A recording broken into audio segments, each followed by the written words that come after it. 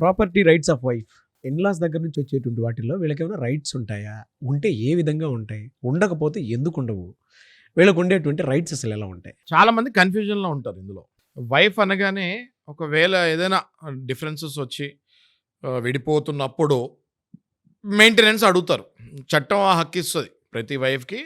భర్త చేసినా చేయకపోయినా అడుక్కు తినైనా మెయింటెనెన్స్ ఇవ్వాల్సిందే. ఓకే, ఇది చాలా కోర్టులు చాలా సందర్భాల్లో క్లియర్గా నేను చెప్పిన అక్షరాల్లో చెప్పారు. మీరు భార్య అన్నాక మీరు అడుక్కు తినైనా మెయింటెనెన్స్ ఇవ్వాల్సిందే.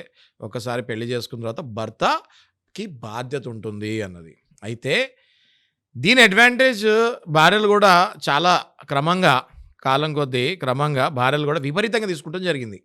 ఇటీవల చూస్తే మీరు ఎవరో 5 లక్షలు నెలకు మెయింటెనెన్స్ అడిగింది ఒక భార్య. దేనికి అని అడిగితే ఆమె వేసుకునే హై హీల్స్, ఆమె వాడే కారు, లిప్స్టిక్లు, ఆమె రెగ్యులర్ మెయింటెనెన్సు, ఇవన్నీ మెయింటెనెన్స్ కావాలి అని అడుగుతాం జరిగింది. జడ్జ్ చాలా మందలిస్తాం జరిగింది అడ్వకేట్ని. అది వైరల్ కూడా అయింది ఆ వీడియో.